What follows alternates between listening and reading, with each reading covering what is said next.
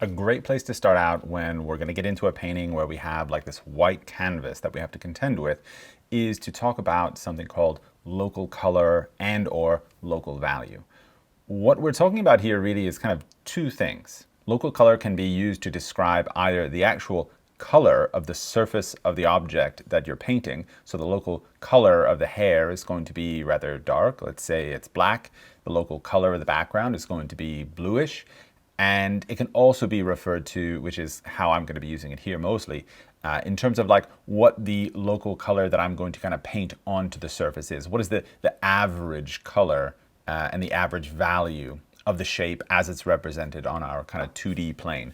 So that's what I'm going to be going for now. I want to cover up the white canvas and I want to get a kind of generic expression of the big shapes of the composition. So we're talking about what is the local color value of the entire light shape. Or let's say, let's split it up into two, that we have the brighter planes and the slightly darker planes. What is the local color value, for instance, of the shadow that encompasses the shadow on the background and the shadow on the couch here?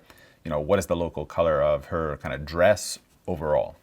I think in this case, it's going to be a good idea to actually start with the kind of darkest dark. What I'm looking for is an area on the painting where I can choose something that's a little bit more of like an absolute, right? So if I need to key the background and the skin tones and the shadow on her face, I want something that I can kind of use as a reference point. And I think to do that, actually laying in the kind of darkest dark of her hair is probably a really good way to start. Now, I'm going to lay it in a kind of transparent way, so it's not going to be like exactly the black that that it will be in the final expression of the painting, but it's going to be something that is, I don't know, close. Now, I'm probably going to go and get the background in, just as I feel like, let's just go ahead. You know, it's surrounding this big area. It's going to be great also to kind of witness in a way like the light of the face versus a kind of filled in or darker background. Might even do a bit the sofa actually before I get into the flesh tones as well. For something like this though, I am going to switch to a larger brush. I'm not going to be doing too much in terms of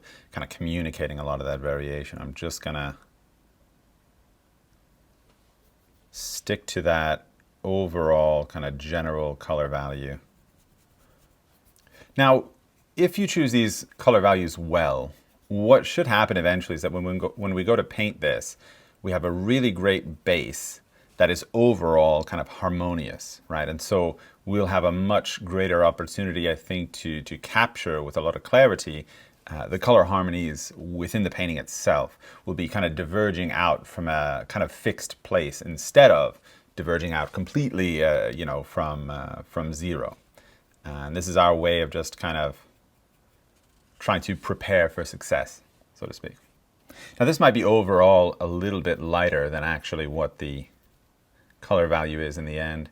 That's okay, because again, this is just the lay-in. And I can, in subsequent layers, I can go ahead and make that lighter or darker as necessity kind of dictates. All right, so I'm going to call that background accomplished. I want to get the rest of this shadow in.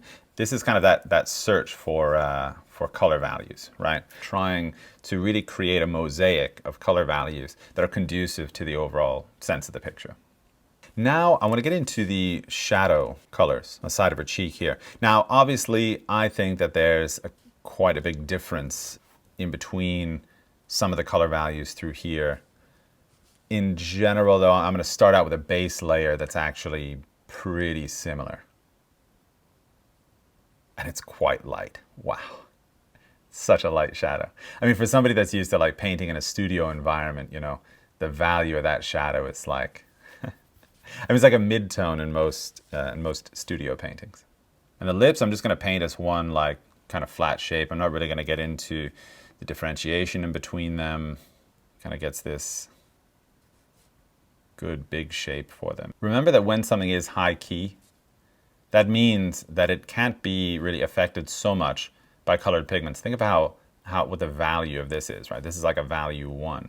Here, this is like a value 4. If we took a black and white picture of this, you know, this is maybe a value 3. These are quite a bit darker than what that is. So the more of these that I add into the white, the darker that mixture is going to get. So, in order to kind of preserve the brightness of the forehead, I can't add too many colored pigments to it. I see so much variation in the flesh tone. On her forehead, you know, on her cheeks, I see tons of it. I think it's amazing, it's beautiful, and I'm not interested in it right now. I'm interested in what the generic expression for color values are. This is not a beauty contest. I'm not trying to make the most awesome looking portrait in this stage. Remember this area, you know, squint down and look at that. The mind boggles. There's almost no value change happening in here whatsoever. What we're coming to is what the really cool stuff about Sargent is.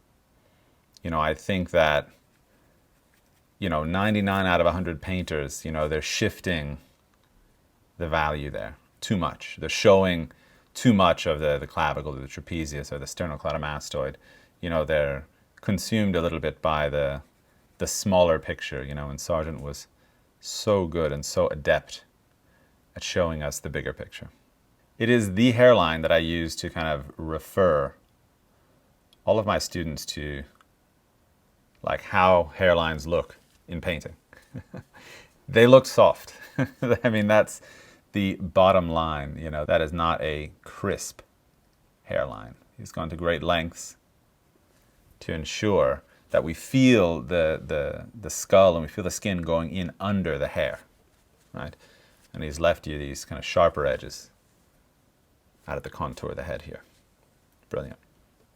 And you can see it's an interesting place to see down here as well, how actually unsophisticated the brushwork is through here. And I say that as, you know, the ultimate compliment, in the sense that it's not actually his brush that was making it so cool. It was his selection of color and value, his arrangement of color and value. And that is kind of what I'm talking about when I'm saying, like, you know, that's the part of Sargent that I'm most fascinated by. It's important to remember at this stage that we are locking in the design. By having a dried paint layer, we're pretty much making sure that we're committed to some of the shapes and design that we have. And while I'm at it, might as well get into this little patch of kind of green behind it, because I think it just makes such a strong impact on the silhouette there that it's important to kind of get to it at some point. Just going to mix up some darker value to get into the eyes a little bit more, just to kind of slightly define maybe where they are. I've also got a sharpened brush here. This is just a brush handle that I kind of broke off and sharpened the end of it.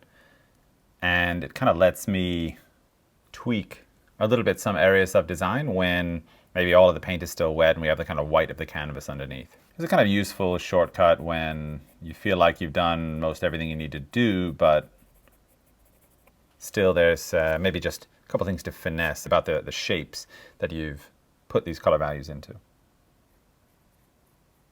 We're coming, I think, pretty close to the end of the session here. Just lay in things and kind of prepare for the real battle, right, which is going to be finishing this.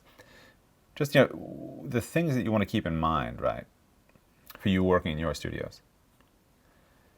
Now is not the time to lose the design. We need to be honing in on exactly where the shapes are going to be. So something like the shape overall of the jawline, it's pretty important. The position of the eyes, these things are going to be exactly expressive of where they're going to be eventually when you make this painting in the next layer. You know, corrections like the one I was making down here, that's not something you want to do in the final layer. Ideally, you would have that figured out here. So that's where my eye is at, and that's where I want your eye to be at, right? So, you know, make sure that you keep track of whatever drawing issues there might be, you know, and I'm going to go ahead now and just add a little bit of this shape below the nostril. Only because I think I just want to keep track of where that bottom of the nose is in relationship to the lips. And I know that's going to be a rather kind of pivotal shape. At the end, when I'm making this painting, you know, that has to be spot on. I want a little bit more warmth in the cheeks, though. You know, it's where we talked about local values at the beginning of this lesson. I was saying that you can use the term local value to refer to the value that we're painting, the shape that we're painting in that mosaic, or the actual value of the surface of the subject itself.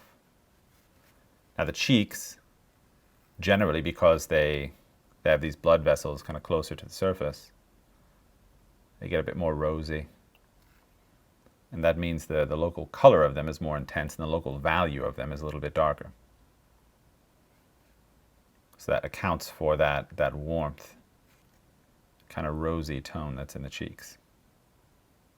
So we can prepare for that here. There's this little light passage here. This shows me, by the way, right now what I'm doing is I'm just going past what I need to do. So I'm starting to get into little variations of color value like that really that's something I'm going to need to repaint and explore fully when I'm finishing this painting. So here the dead coloring layer, the underpainting, right, is done.